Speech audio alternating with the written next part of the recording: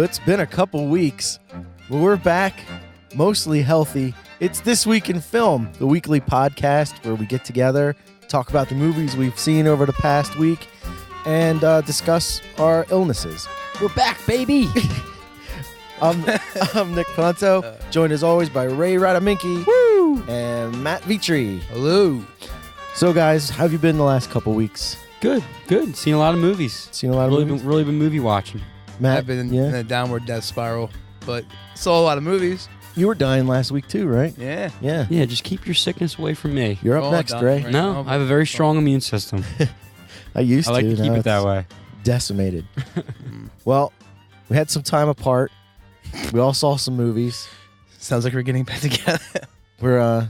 We've grown as people, and I saw the movie Gladiator, Ooh, and I just wanted Gladiator. to talk 2 seconds about that. It's a 2000 movie with Russell Crowe, directed by Ridley Scott. Just wanted to say the character of Maximus is Maximus Aurelius? Decimus release. General of the Army of the North. He is established so quickly without any dialogue in the first 3 minutes of that movie. It's a masterstroke of direction and acting, and in a period of from when the movie starts to when the battle really begins, you learn everything you need to know about Russell Crowe's character in that movie. I think it's just brilliant. In a very short period of time, you see him not only appreciate the small moments in life because he sees a bird in a tree, and appreciates it flying away before the battle begins. He takes the time to address his wounded men who are about to fight yet another battle, and you can see that he has their respect. And he talks about self-sacrifice because he leads the cavalry charge, and their attack may hurt the cavalry, which he is a part of, and he says that some costs are justified. And he proves himself to be a military master by the way he directs his men around the field. You learn everything you need to know about his character in the first 3 minutes of that movie. It's so well done. It's really kind of a wonder to watch. Wonder. But that's really all I wanted to say about Gladiator. I think I watched the director's cut of that movie, which was about 4 hours long. Yeah, and there's a lot of a mess in there, but it's such a good movie that you don't really mind that the final act being a real cluster. Great performance Excuse me. by Joaquin Phoenix. Yeah. Probably my first introduction to Joaquin Phoenix. Yeah, I think it was mine too. He was great. I saw him in To Die For Oh, with Casey Affleck years before. not to brag. Gus Yeah. Van Sant movie. Yeah, I've seen other movies too, Oh, do tell. but it's just a lot of meaty scenes for actors to dig into in that movie. So Ridley Scott does it a lot, though, where he'll release a director's cut. Mhm. Like with Legend, you guys ever see the movie with Tom Cruise? Mhm. Yeah, The director's cut of that is like 4.5 hours long, What? and it is a completely different movie. Like there's a whole other movie in there. really. Yeah, it's crazy. Did they fix Tom Cruise's teeth? No. Slam, Cruise My slam, right? God. I liked that movie when I saw it when I was younger. I tried to watch it recently and I couldn't get through I it. haven't Yeah, seen we the watched movie. it not too long ago, and it is It- difficult to. I haven't seen the movie in 20 years, but I mean, I Yeah, it's remember when the not- director's cut came out. I was not to Doesn't date hold me, up. but I was working at a video store, and I was like, oh, I'll pop this in, and it was a completely different movie. Also, with like there's like, I think there's like 14 different versions of Blade Runner that Yeah. exist. Yeah. I always wanted to see the theatrical version of Blade Runner because I think It's on Netflix. Is it? Yeah, it's on Because Netflix. I've only ever seen the director's cut, which I think is boring. It drags, I think. Yeah, the theatrical version is the one that has the narration. Yeah, the narration. Brutal. Absolutely brutal. It's, Is it? Oh, yeah, it's it's terrible. terrible. Oh, I I wasn't realized that able was to the see it. theatrical version. That's a theatrical. Yeah, And Harrison Ford just sounds Well, so he- pissed off that he's doing it. there's an amazing, like, next to Heart of Darkness, probably the best making of Blade Runner is like one of my favorite movies. But the making of documentary about Blade Runner is you have to watch it if you like that movie. It's 3 hours and like 27 minutes long. The documentary? Yes, and they dive into the whole like the whole narration, and Harrison Ford sounds like that because he just did not want to do it, Right, and yeah, that's what I heard. people would write the dialogue 5 minutes before they record it, and there's like voiceover of him being like, this is bizarre, like this is such a bizarre thing. I think in the theatrical version, the ending is like, or maybe the director's cut version, the ending of the movie is like they're driving away in a car, and they took the aerial shots from Stanley Kubrick's The Shining. They weren't used, and Ridley Scott used that, and the movie just ends with like an aerial shot of like 4 minutes long, and the theatrical version, that's not the ending. Oh. Interesting. Well, that's all I wanted to say about Gladiator. It's just a little quick thing. Good movie. It is a great movie. Tiger scene. That 3-hour director's cut does just fly by. I know it's good. Ray, did you see anything? Yeah, I saw the Autopsy of Jane Doe this week. I have not heard of this movie. Yeah, it's new. It's one of those movies that got released in theaters briefly, and now it's on video on demand, so you can watch it at home. Like an Oscar run kind of thing? Yeah, not really. It is a horror movie directed by Andre Ovredal, who did Troll Hunter? Have you ever seen Troll Hunter? I have. You know what? I like that movie a lot. I have not seen Troll Hunter, Neither have but I. somebody brought it up. My Oh. friend Matt, Other Matt? third Matt, who may be an upcoming guest on the show, brought that up to me just trying to replace the other day. We're gonna find a better Matt. It's not hard to do. Trust me. Yeah, so Ask all my that's what he's known ex-girlfriends. for if you don't recognize his name. The movie stars Emil Hirsch and Brian Cox as a father and son. And Brian Cox, they own a family business. It's a funeral home and a mortuary. Brian Cox is the mortician. Emil Hirsch is his physician's assistant. And that's what they do. They live, or Brian Cox still lives in the house. It seems like Emil Hirsch doesn't live there anymore. And the mom just died. And it starts the movie. The movie starts with them like basically bonding over doing autopsies. Which, here's my question to you guys. I don't know if you guys know the answer to this or not. I thought this was strange. It's a small little thing. Do like mortuaries, like family-owned, like funeral homes, do they do like autopsies for I like can answer crimes? that question. I had Is a that job. a thing? Yeah, so I had a job when I was younger as a carpenter for a summer, and we remodeled a mortuary, and it was the actual contractor's wife's family owned this mortuary. Yeah, they would do these autopsies in the basement, Right, and they would drain all the blood. It was a whole thing. It was it was terrifying. It was because when I'd have to go there in the morning, Yeah, I would and think all the you'd be lights at would be off. or like a medical state, like a examiner state, thing. Yeah. My first regulated day there. thing, like a police regulated thing. Yeah, no, so the police do an autopsy. So wait, what happens in this movie? So in this movie, the movie Tell me, opens. The movie opens with like a crime scene and like this bad, like a terrible crime is happening at this house. Mhm. There's bodies everywhere, and they find this girl in the basement, and it seems like she was buried in the basement, and her grave was dug up, and she's just kind of laying in her grave, and everybody else in the house is like shot or stabbed or like brutally murdered, and she's laying in this grave completely like not a scratch on her body. So like she shouldn't be dead, kind of thing. Well, yeah, exactly.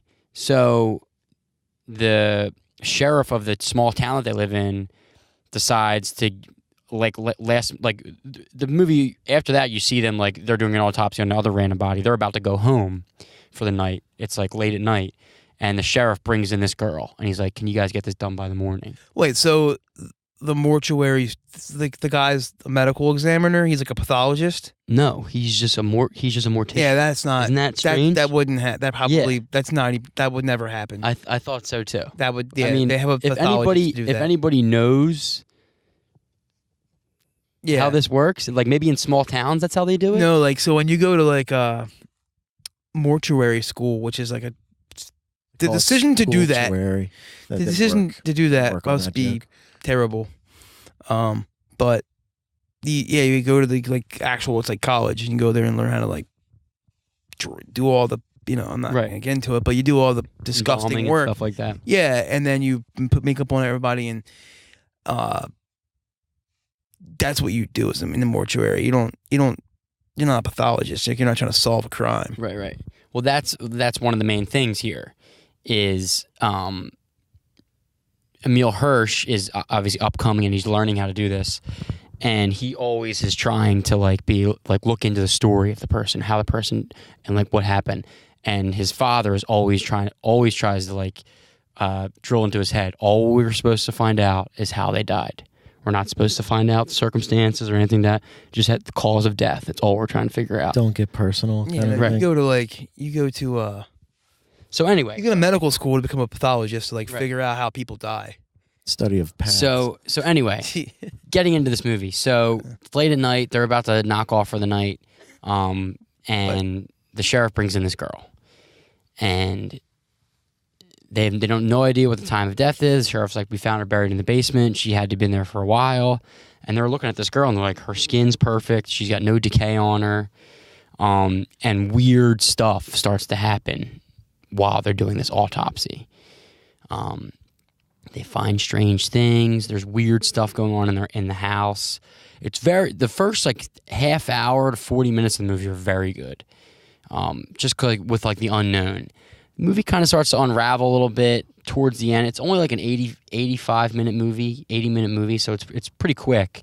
But it kind of gets into the old horror movie with the jump scares, and there's kind of a twist towards the end that you kind of see coming from a mile away, that really they try to make it as a bigger twist than it actually is, and it's really not. So I would say I liked it. I liked the idea. I just thought they could have made the second half of the movie a little more unique, rather than kind of just falling into the pitfalls of the old, two guys locked in a house and being terrorized by evil spirits and stuff like that. It just seemed like a lot of recycled things you see over and over again. I guess when you watch a lot of movies, you see the same things, especially in horror, because there isn't, too many original ideas out there. So I thought the idea was original, getting a woman doing an autopsy on somebody, and her being in their house is making things weird. But there's our groupies are back. yeah, they're back. Oh, they're fans.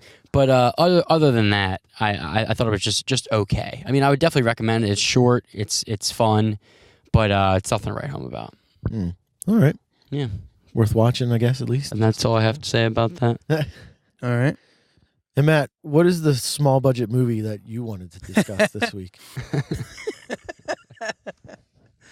I wanted to talk about The Lobster. I did see, just real quick, Independence Day 2, which was probably the worst movie I've seen in 15 years. I've seen The Lobster. And that's all I want to say. Oh, you've seen The Lobster? Yes. Have you seen the director's I actually talked about it on the podcast. Oh. But it's okay. It was a long time ago. Yeah, that's probably... No, fine. You can talk about it. It's okay. Ray, I told you this was going to happen. I mean, Nick. Oh, God. Well, you know what? I'm so tired. How about this? Let's just talk about Star Wars. No, wait. Let's talk about The Nope, Lobster. it's too late. You blew it. Oh, man. We all saw Star Wars. Rogue One, A Star Wars Story. This is what happened. Right. I loved it. And I know you guys didn't like it as much as I did. I can just tell by looking at you right now. But I loved it. I know there's problems with it, and and I've never been I'm a Star Wars, I like the movies. I've seen all the movies, but I've never been a hardcore Star Wars guy. So maybe that's why I didn't really care that much about the small little things. But I think let me preface it by saying I did like it. It's a fine movie, but the little things are really eating at me more and more. I saw it 2 days ago. I saw it real late. You guys saw it about 3 weeks ago. Yeah, I saw it the so day. It's fresh in your mind. I saw the first showing it. And the problems that I have with it are becoming more and more fragmented cracks in the screen. But off the bat, I want to say, beautiful movie. Oh, the last 40 minutes of it are some of the best CGI I think I've ever seen in a movie. I mean, just gorgeous to look at. Bright, colorful, but gritty. Yeah. I mean, everything looked dirty in the movie. Everything looked dirty and used. It was perfectly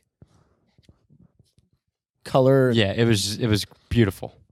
But and this is where it's going to get annoying to you, Ray, is because the story, I feel like the the movie looked great, but had no characters. The characters in the movie were the worst part. The action was fantastic, but the main characters were boring. You didn't really care about any of them, and the ones that you did care about didn't get enough screen time. Like, there's too many characters. Yeah, I will agree with that. There's way too many characters. You've got it's like an episode of Game of Thrones. Well, Yeah. it's. I want to say there's plenty. There's the number of characters. I don't think was the problem. I think that having them all together, not splitting up their storylines, not splitting them up like Star Wars usually does, where there's like 3 storylines going on. They kept all those characters together. Multiple storylines. Yeah. going on. They kept all those people together. It kind of seemed like There's always at the Han end, Solo and Princess Leia go off together. Luke's always doing his own thing, and then there's another sub thing, and they kept all these characters together, and that's why I think it felt like there's like so many people. do like that they tried something really new with Yeah. it, where they said, all right, we're going to tell a completely different kind of story, and I appreciate it, but I just don't think that it worked 100%. For instance, like we were saying with the characters, like let some of the like the Adrian Brody guy, who's not Adrian Brody, but Right. but I can't see anything but that guy. He shouldn't have been alive anymore at like a certain point. Like, why did they rescue him other than he's just a pilot kind of a thing? You know, like it seemed like they were just gathering people as they went along and just hanging on to them because they were there. But to keep things not for going on for Suicide Squad or Batman versus Superman size things, I figured I would complain about a few minor things Go ahead. rather than all of the things. So we're going to get into spoilers for Rogue One. If you haven't seen it and you don't want to be spoiled at this point, you can turn it off. But I mean, everybody. Anyway, sorry, and Yeah. everybody already knows what happens at the end of this movie if you know anything Exactly. about it. so I think one of my biggest problems with the movie is the end. Not the Darth Vader thing, even though I didn't really care for. As cool as that was, I didn't really care for it. It was cool. It was unnecessary. Right. They didn't need to do it. It was almost like a throw to the fanboys almost. Yeah, Like, we're it going to was- reenact this. It felt like, well, it's a Star Wars movie. We got to have a lightsaber in Right. here at some point. Still cool, but Yeah. overall useless. But more specifically, the I guess the climax where the girl Jin, is her name Yeah. Jin, It's like Jen, yeah. is transmitting the Death Star plans. When she transmits them, like she's able to get the hard drive out of the computer bay and get it up to the roof and turn on the radio and then transmit it to the ship. Why doesn't all of the ships get the Death Star plans? Why does just that one ship get them? And then they have to put it on a disc to literally hand to Princess Leia to take it away. Oh, you're really nitpicking. Well, I here. know, but I mean, like, that's from, like really. but No, I understand what you're saying. I understand. but what in you're saying. a all the technology and then that Exactly. is like so like in my mind, as you know, there were a lot of reshoots with this movie. Like they went back and redid Right. a lot, and in my mind, them getting the shield open, I think originally had something to do with getting them off the planet rather than just transmitting the signal wirelessly. And for some reason they abandoned that. Like I think while I like the idea that all of the main characters in this movie fall in battle Right. in some way, it's also a cop out that not only are they able to transmit the data wirelessly and very quickly, like they're able to just do it in a snap, but then the Empire destroys everything that was there, killing all of their troops. Like there are thousands of Imperial troops there, and they just destroy their own men. and That's- it was a base for what? It held all their like secrets and stuff, right? Yeah, it Isn't was that- like a data Yeah, place. data It was place, it was yeah. like a server basically where they have all their. It's like a bank vault. Well, I guess they figured that. Well, they didn't know that when they blow it up, they don't know that the plans have been transmitted yet, right? So maybe blowing it up is them trying to stop that at all costs. I guess, but then right away, Darth Vader comes from his castle that he shares with the Lord Sauron from the Lord of the Rings, Right. and just start slashing through things. I feel like the end was really sloppy, and it left a lot to be desired. I felt that the movie, like I have a lot of problems with this movie. Like a lot of problems. I did at the end of the day, like I liked it. I did like the movie. I'm happy that it Everybody's exists. got problems with it, but everybody likes it. Well, I'm happy that it exists. Yeah, but like it's a valiant effort. But at the same time, like, I'm more confused now after seeing this movie as to what the heck was taking place between episode 3 and episode 4, because this basically takes place 2 weeks before episode 4 starts, and there's 20 years to go by. Yeah.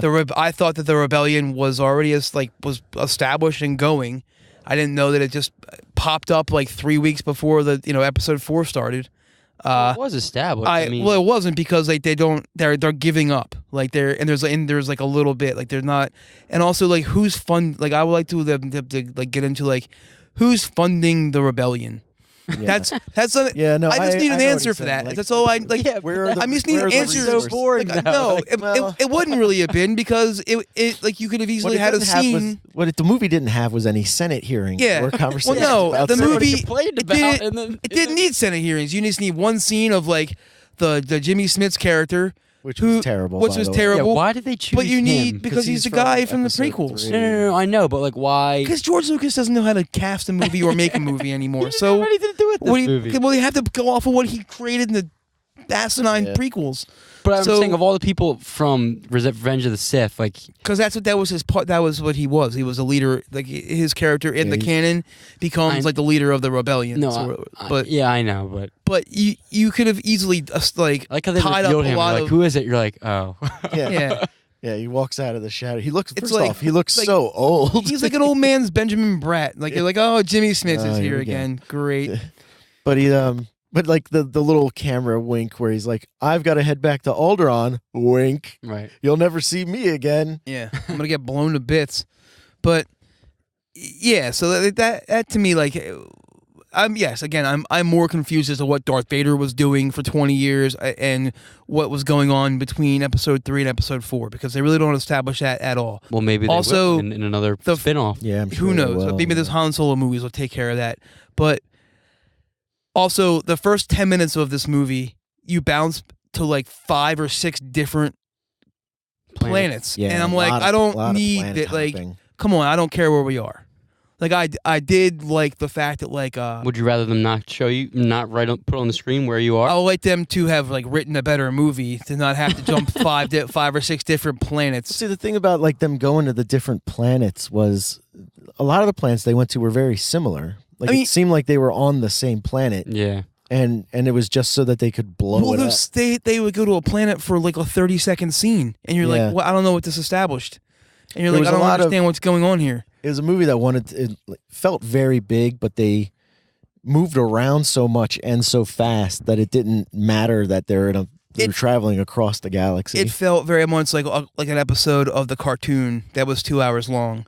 Well, That my nephew watches. Well, that's what somebody was saying. I was talking to somebody about it today. They said that the Lawrence Fishburne, the Forrest Whitaker character is something from the cartoons. Yeah. But I haven't seen the cartoons, so I don't know anything about that. that. Yeah. But I thought that the Forrest Whitaker thing was awesome. I like that character. I wanted to know more about the Osama. barely- He's like the barely in the Osama movie. bin Laden of the Yeah. rebel Yeah, I mean, alliance. I did like the and then they kill him off right they away. like in like all the rebellion, like all the like the rebels. I got this analogy was like the rebels were like the Iraqi insurgents, and the stormtroopers were like the Americans. They kind of like flipped that on its head. I really like that a lot. I thought that was interesting to take it on from that aspect.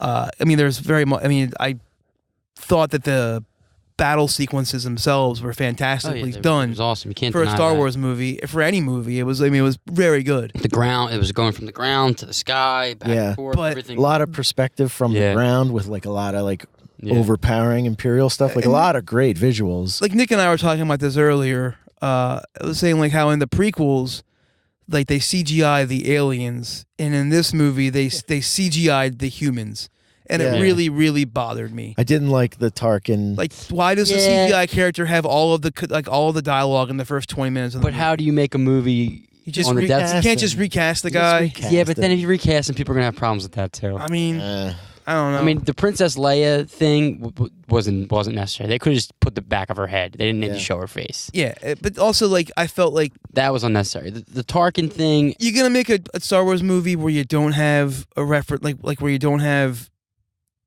All right, so I did like the fact that like that the movie took place. There were no Jedi besides Darth Vader. I like that, like this kind of like dystopian, like hopeless future, or like I'm sorry, not hopeless, but like hopeless, like realm of like almost the Jedi or They're all gone. Like the well, they're church, like a myth. the church has been disbanded. they're like a kind of myth thing. to like to Right. Jin. She doesn't. And I was reading that like in the original script that her mother was supposed to be a Jedi, and which I thought was interesting, but they didn't establish Especially any since she of the pulled that characters in blast. this movie to where you gave two damns if they died at all. And even in the ways that they died, they didn't do it in like epic.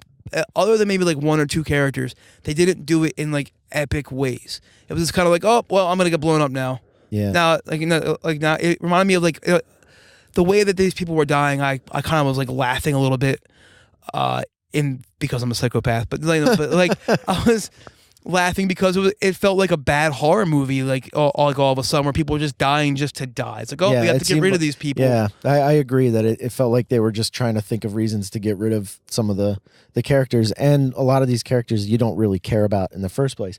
The hardest death to watch was the robot. Yeah. Yeah, That was he was probably the best he was character the best in the character movie. in the movie Yeah. too. But that was difficult to watch, to see him fall. And like they don't establish any love story. Like you just don't care. Like Nick was saying, you just don't care about any of these characters at all.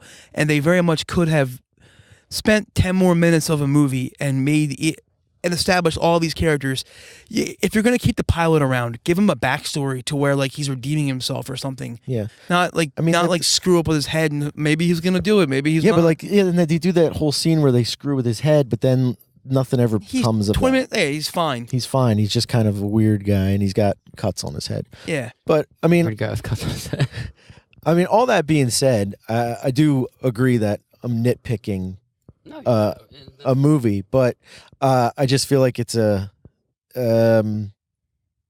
waste or a missed opportunity to really dive into something deep. And when you can see the potential for something that the groundwork is there in the movie, and it doesn't like grasp that, it's really disappointing. It feels like very much like a first draft of a movie.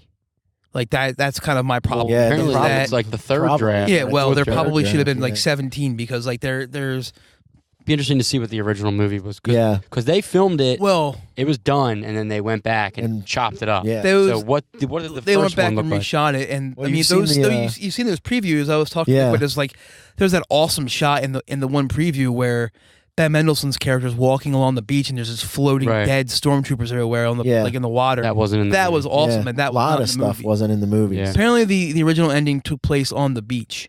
Yeah. So I don't know what that would have been. I don't know if these people lived or not. But when news came out that they were doing the reshoots, the word was that to lighten the movie up, too that dark. the movie was too dark. So I mean, it was pretty dark. it's a pretty dark movie. It's pretty violent. Yeah. A lot of death, a lot of destruction. I mean, whole city, many cities are blown up. younglings are killed. No murdered children. Although there is that one scene where that little girl is like in the street and she Yeah. has to go save her. I thought that was a little out of place. One other complaint that I have is the music in the movie. I did not like the music. Oh, in the really? movie. it was completed. I was reading. It was completed like a month before the movie came. Yeah, that's what I also heard that, but I felt it was totally out of place, and it felt like somebody was doing copying a John Williams kind of score. Almost like plagiarizing. It was Yeah. wasn't it? Was it Michael Giacano? I think it's Yeah, that's what did it. I yeah. don't know. I feel like it was like a DJ named like Tech. I was saying this earlier, Tech 9, but I don't know if that's correct. It's somebody famous. Pretty sure it's Michael Giacano. But Yeah. I was speaking to somebody earlier, and I think it was actually Tony from This Week in Film, and he was saying that the original composer, I think it was Tony, the original composer of the movie got booted and then they had to bring in this guy who got credit for the score. But I felt like the music was a little over the top at some points and didn't match the mood. The mood, yeah. Like a lot of times the music was way over the top and didn't sit right. I thought like the father, like there's so many things in this movie I just thought were just not done correctly. Yeah. Story structure wise, like the father, like Jen's father, he doesn't sacrifice himself for anybody. He just kind of gets offed in front of her. Yeah. And you're just kind of like, that whole scene's kind of a waste. It's a humongous waste. And they could have just made the sequence a lot better by just having other things happen. Yeah. And it just, that's what I felt about a lot of the sequences in this movie is like, oh, they were just throwing it together and like, oh, then this person has to die here and we'll just have this happen. But like you could have made this way more like just epic. Yeah. The only real conflict that the characters really experience in the movie are the Captain Corelli, whatever his name is. Captain Corelli's mandolin. Yeah, Captain Corelli and his mandolin are the scene where he's deciding whether or not to shoot Jin's dad. And he doesn't take the shot. One, because he doesn't have a clean shot. And two, because he kind of runs out of time. And then he goes, but I didn't shoot him. Right. And he says, well, that's why I'm a good guy. So I don't know. Like you've got your heroes are assassins in the movie, which is confusing. We're good. But I mean, it's all in all, it's a fine movie. Definitely worth a watch. Oh, here's my biggest problem. I'm glad it see it on the big exists. screen if you can. Real quick, here's my biggest problem with the movie is that you have all these people killing them, like sacrificing themselves for a cause that you don't know why. Like you don't understand their motivations behind why they're for the cause. Does that make sense? Yes, I know what you're saying. You don't understand the context outside of a yeah. It's like I'm gonna go ahead and like sacrifice myself and and allow myself to be killed for this cause. Yeah. Why are you like what happened to you to make you so against the Empire? What happened against like none of that is established for any of the characters other than the main character. Other than the fact that I'm not on the Imperial team. Yeah. Outside, the movie can't exist on its own. Right. Oh, absolutely not. No. Sorry, I didn't mean to cut you off. Which is what we kind of were led to believe when you saw the first trailer and you heard about the writing of the movie. You were kind of led to believe that it was going to be a standalone thing. It was going to be start and a finish, and it wasn't going to be as dependent on the other films as it is. And I totally agree with that. And I think that's another sort of issue with the movie is that there's nothing new in the movie. Like the movie still has like AT walkers, those AT-ST chicken walkers, stormtroopers. You know, you've got different kinds of like those death troopers were cool. Yeah. I think what I really wanted in the movie was like new Star Wars things, not just the same stuff put in a new scene. But I guess it's hard to do that though because it takes place beforehand, and you've already seen everything after that. Yeah. So. But here's my new stuff has to come. But that's kind of what I liked about the newer movie, right. Force Awakens, was because like the TIE fighters, even though they're the same, they look different. Right. Well, that's my whole thing is like in the prequels, all of the ships, all of the cities they all look brand new. I would like to have seen like a reason as like apparently the canon is, I'm a nerd about this, is that the Empire just kind of takes over the universe or galaxy and allows for like no maintenance to be done to any of the ships. That's why everything looks dilapidated. That's their excuse for everything looking the way it looks in episodes 4, 5, and 6 and 7. And I would like to have seen like reference to that in this movie, and they don't have any. And there's no. The ships that are in the prequels aren't in this movie anywhere. And it's like, if ever you were going to have a situation where you could explain away why all of this infrastructure, I guess, has become like dismantled throughout the galaxy, this was the opportunity, and they just didn't even touch on it. I think that was kind of like that and Darth Vader drinks milk of the poppy. So. Darth Vader's lava castle was a little over the top. That was He also looked terrible in that first scene when he comes walking out. Like, it looked like his mask was gonna fall off. Like his neck plate was too big or something. Yeah. But somebody said that was done deliberately to make it match the style from A New Hope, where like the costume doesn't really fit that well. But, So I have a quick question. Is Darth Vader still on the same planet he's on in Episode 3? Did he stay there for 20 years? I think he comes and goes. That's just his summer house kind of a thing. All right. That's where he gets all his training. Yeah. He's got like a weird slave guy. Yeah. But so that was Rogue One. Yeah. We liked it. I liked it. Now the lobster. I mean, I know I've got a lot of complaints about it, but I did like it. But there's a lot of missed opportunities in there, I think.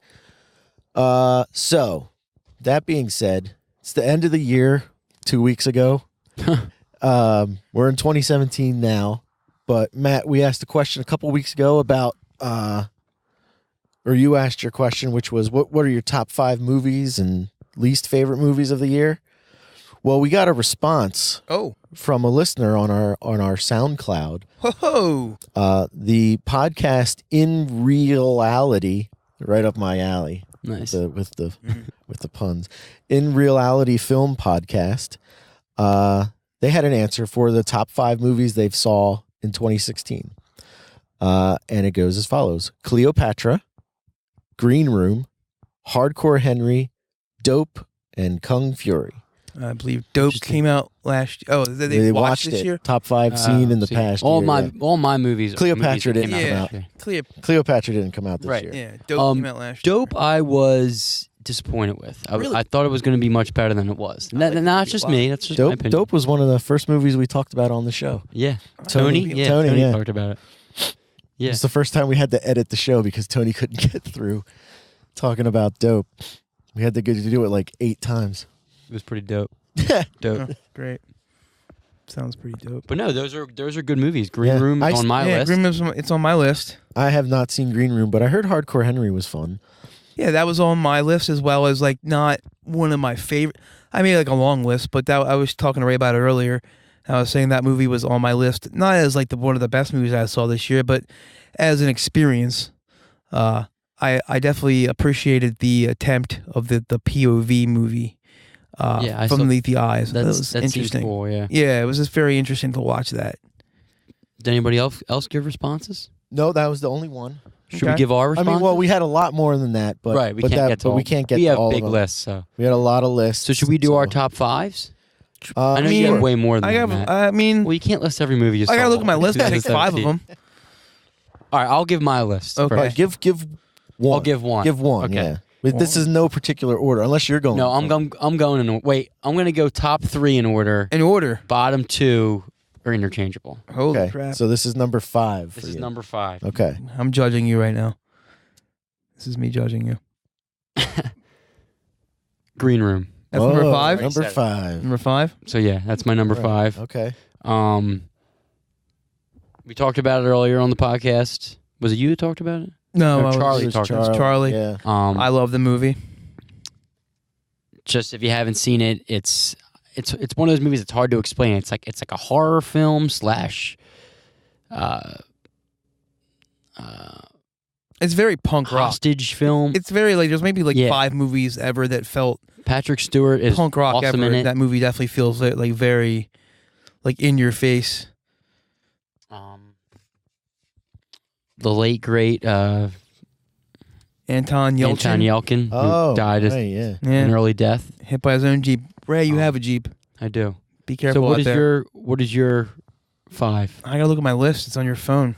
My phone. I actually lost my phone back here. Phone problems here. Yeah. Technology. From your list of makes like our- 50 movies, pick. Well, I don't have 50 on here. Number 5. I'm gonna go.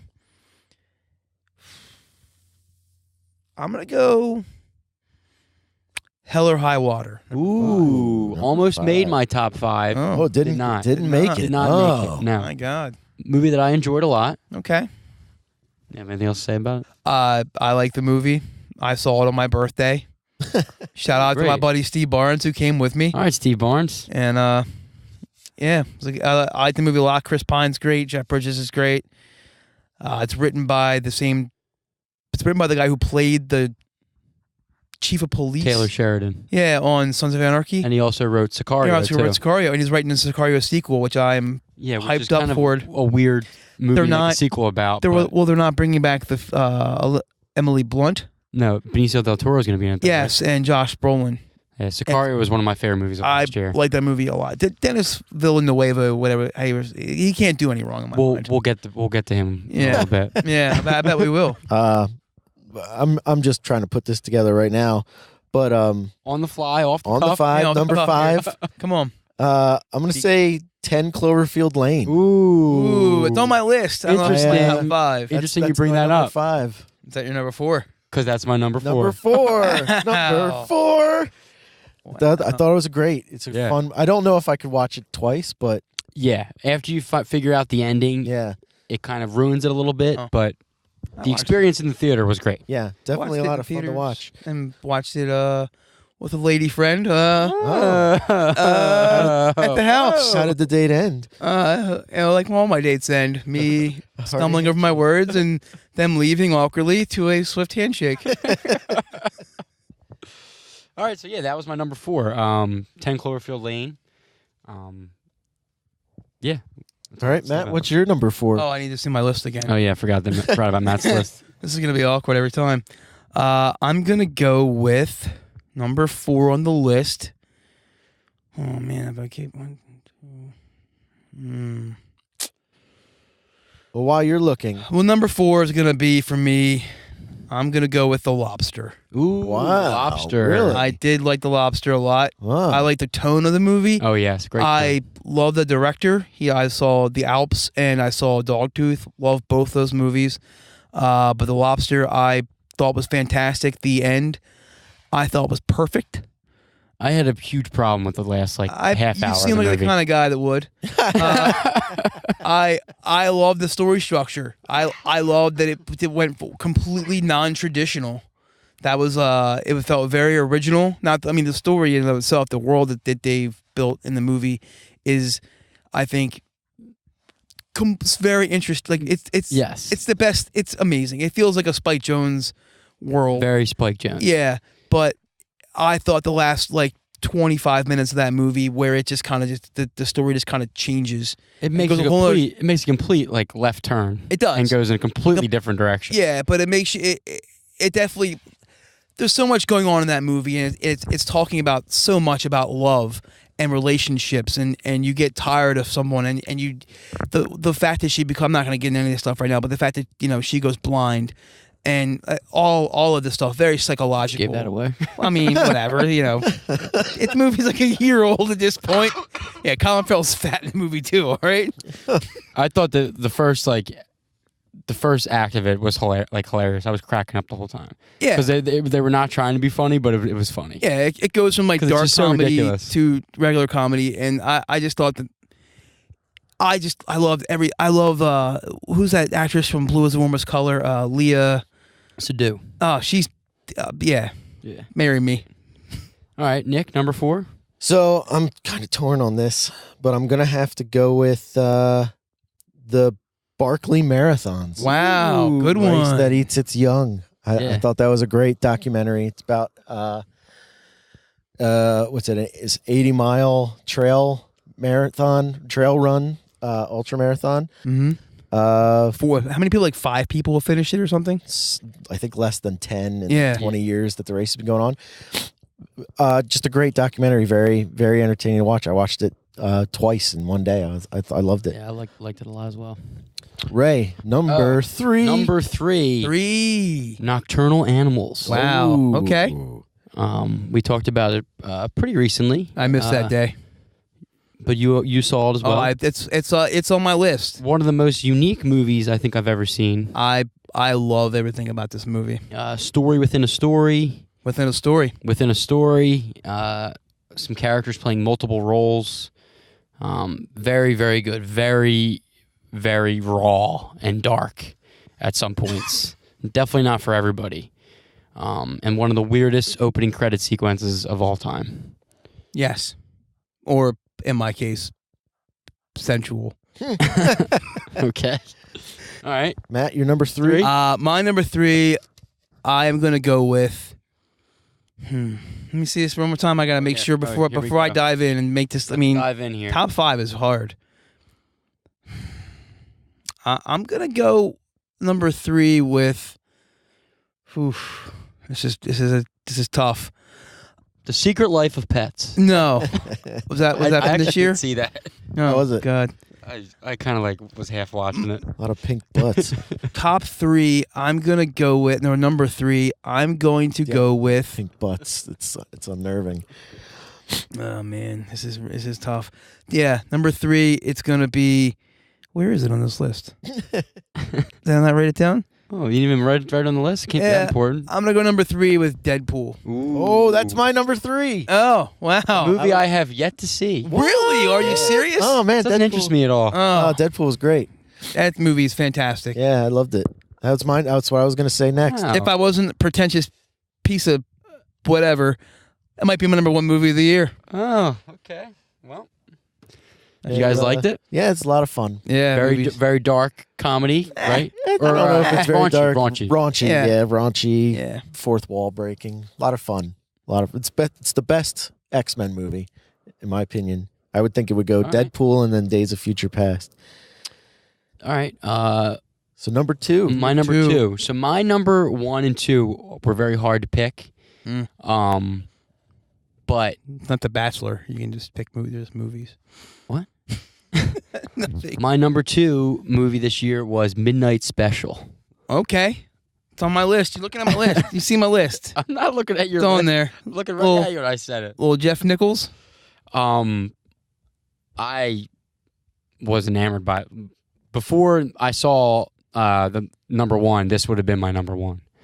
I loved it.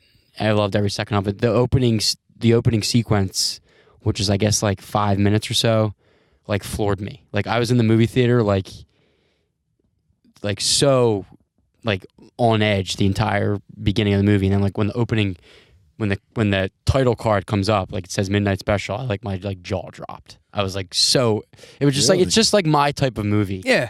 I'm like a sucker for sci-fi, and it was just everything about that movie was just right up my alley. Oh. And like I went to it like thinking I was gonna like it, and I loved it even more. So yeah, that was definitely my number 2. I'm also a sucker for sci-fi, and that's why I chose The Arrival as my number. I'm sorry, it's just Arrival, not the Charlie Sheen movie. Right. It's, Well, it could be. No, it's Arrival goatee and as my glasses. number 2. Again, like I really liked world building and been reading a lot of like Tolkien's essays about world building and everything, and I just think the Arrival really that movie is flawless. Midnight Special, by the way, Midnight Special, by the way, I did love. I didn't spill anything. I did love. Wreck my studio. And nothing. We're good. Man, it's tough. That really scared me. So, That's why we don't have food or drinks in the control. oh man. So, where was I? Yeah, Midnight Special, great movie. But Arrival, that movie from the opening scene to the end scene, I thought was fantastic. The score is great. The cinematography is amazing. There are like shots in that movie where they're just single shots of Amy Adams' face, where I'm like, oh my god, it must have taken the DP 3 hours to light this. I mean, it looks the movie itself looks fantastic, and the story, you don't see the end coming. It comes out of kind of nowhere, and just go see this movie. I'm not going to give anything away. Just go see this movie. It is very good. All right, so I got to say, my second favorite for the year. It's be even scarier if you drop. Bone Tomahawk. Ooh, Wow. okay. All right. I really loved it. The movie was kick-ass. Movie changes tone like every 10 minutes, turns into like a different kind of a Western until the end when it turns into a straight up horror movie. Right. Yeah. Crazy. But not like a slasher horror movie, but like horrifying. Totally worth checking out if you haven't seen Bone Tomahawk. But that's my number 2. Number 2. Ray. My number 1 is Drum roll. Arrival. Number one okay. is Arrival. I didn't want to take Matt's thunder when he was explaining it, Hey. but everything you said is true. It is my favorite movie of the year, and is probably one of my favorite movies of all time. Wow, It's definitely like in my top 10. Wow. That's how much I liked it. Wow. Okay. I cannot wait to see it again, and it's just like it is everything that I wanted. It's Interstellar to be. Like, Interstellar was a good movie, and I liked it a lot. And then I saw this, and it's what Interstellar was trying to communicate in a way better way. I would say that Denis Villeneuve is really coming after Christopher Nolan in my mind as like the best director working today. Yeah. Whereas like every movie he puts out is an event. Right. There's only a few directors out there that happens with, and I think that ever since Prisoners came out, I've seen every single one of his movies in theaters, and every one of them feels like an event. Not quite on the Christopher Nolan scale of going to see Inception, but like it's getting there. Yeah. Like I'm really excited for Blade Runner this year. I mean, after seeing Arrival, and if you wouldn't be excited, you got Roger Deakins as a DP on that movie. He's the best DP alive. but Sorry, Robert Richardson, if you don't listen to this. and you wouldn't be excited if anybody else was directing. No, you But wouldn't. because it's him, you're like he's gonna Like, I mean, 10 years ago, they would have given us that movie to Brett Ratner or something, and we all saw what happened. Yeah, but he's going to knock it out of the park. I totally agree with you. And Yeah. you already said everything you had to say about it. But Yeah. my favorite movie of the year. My favorite movie of the year is Nocturnal Animals. Old switcheroo. Amy Adams Switcheroo. flip-flop. Yeah. I loved this movie. I saw it alone. Like I see most movies in theaters these I days. also saw it alone. Yeah, and I just was captivated from the as you said, that opening sequence, all the way up until the end. I thought was amazing. You already talked about it, but I was gonna say that the story structure is so original, and I'm a sucker for film noir. Like I love sci-fi. I mean, I love sci-fi. But I love film noir, and this movie really took it to a whole nother level. And that end scene, I mean, you want to talk about a perfect ending. That is Perfect ending. That is a Really? perfect ending to a movie. Wow. If anyone out there has ever been scorned by an ex-lover or something, go and see this movie because it's like therapy. Yeah, it really is. It really is. I mean, it's great. Wow. So, high praise. Yeah. Now I have to follow that up. Yeah. You're like Winnie the Pooh. Yeah, well, that's the movie I think I've seen the most this year. Watched it again this week.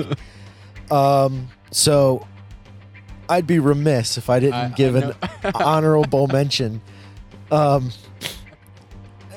My number 6 favorite movie of the year is Best of the You Best can put it at 3. number 1 if you Oh, want God. to. No, I just Put it can't. in I there. just can't. I just Throw it in there. is Best of the Best 3, no turning back.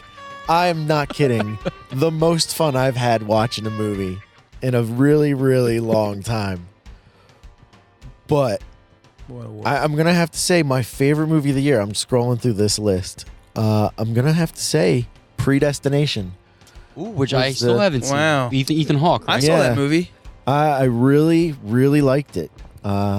It's a lot of fun. I don't want to spoil anything about it. The less you know about it going in, the better.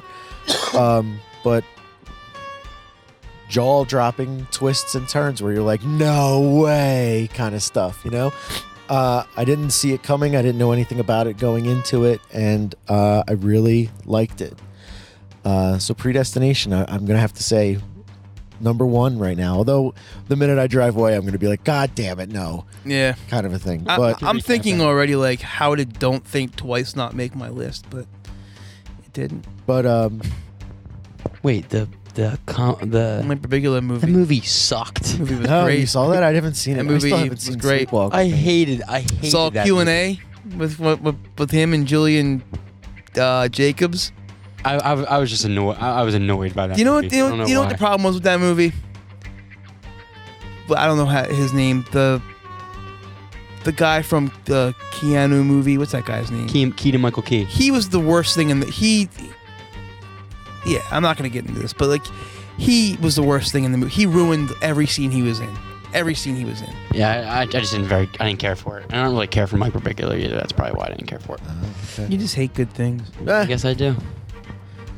All right. What's your off the top of your heads? Maybe you can think of it. Least favorite movie of the year. That might be it. Independent. Don't think That's twice. not. That's not it. I Get out of here. really hated it. What a charm Really life hate you leave. Independence Day 2 is the worst movie I have seen. I can't that's the worst blockbuster movie that I have seen. I mean, it takes down Worse than Batman, Superman? It takes down Batman, Superman. It dethrones Suicide Squad.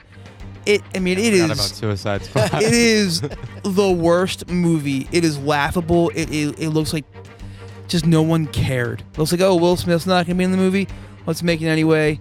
I mean, there is a scene in that movie where they're on an alien spaceship, and no one is even wearing oxygen masks. You're like, wait, what's going on here? This is ridiculous. Okay. I'm going through this list real quick, and I could probably put together a bottom 5. But I'd have to say the worst movie I watched this year was Avalanche Sharks. Yeah, I forgot about that. Which is a in-joke. Documentary? No, it's about ghost sharks on a mountain. It feels like a sci-fi movie. It could happen. I will say, since we've watched White Girl, I have not been able to stop thinking about it. Right? That's why I made you guys watch it. It is locked in my mind. It's in your head, right? It's a movie that kind of needles at you incessantly to the point where I almost want to watch it again. And I'm like, oh my God, I don't want to watch this movie again. But I can't stop thinking about it. That's why I couldn't stop thinking about the movie after I watched it. And that's when you know something's good. yeah, I was like, I think this movie is good. It has a terrible rating. It makes you think. It really a lot, does. Which is, it challenges your thought. But Tony, if that director would have made one or two more different decisions in that movie, that could have been up for an Independent Spirit Award. Yeah, a couple more changes. Yeah, well, story tree. But the show's getting a little long, so I think we're gonna wrap it up. Oh. You guys have anything to plug? No. It was a great year. Yeah, it was a great year. Onward and upward. Thanks for everyone tuning in, listening, spreading the word. Follow me on Instagram. I deleted my Twitter. And what's your name on Instagram? It's Matt Vitri. I'm almost at the point where I can get paid for posting on Instagram. So please, What? help me out. Whoa. Help me out. Check out his picture today, Dillinger. Yes, that's what. Yes, I call it Dillinger. Wait. So how does that work? What do you mean? How? Instagram? Yeah, you have to get I get free stuff sometimes. so many followers. Yeah, if you get so many followers, when I got 2,500, if you contact certain places within the city, and plug them, tell them they'll let you do floating. I go to floating sessions. They'll let you do that for Floating session. It's like a sensory deprivation tank. Oh, nice. It's amazing. It's amazing. I recommend it. I want to try that out. Come with me, dude. It's amazing. All right. Well, let me know when you're going. All right, so I'm dead serious. date. I'm about to have it's twice as fantastic. many children. I'm not allowed to leave the house. But yeah, you get to do that stuff for free sometimes, like that, or a spin. Yeah, I would totally do that. Yeah, stuff like that. If you give them a good review or a picture of you in the tank or something, or of the tank. Yeah. We can cut the part of me and Matt making a lunch date out. No. Yeah, I mean, leave it in there. It's an awkward You know how thing. it's gonna end, Ray? You're naked the whole Hearty time. handshake. I'm not gonna lie. You're naked the whole time. Wait, why are you naked? Because you get into a tank and you're floating around. You feel like a head floating in outer space. Right. Yeah, I've heard that. And I mean, it is if you do meditation. I do meditation. It's just a whole nother level. I feel like I just walked in halfway through. I was in the car the whole time, and I don't feel like I heard any of this cover. All right. Anyway. All right. Well, until Matt Go starts- follow Matt's Instagram so he can do more. Yeah. Gonna go naked I can take tough credit driving. floating. And if that's the end of the reel, I don't even remember how that ends. We'll see you next week in film. All right. Bye.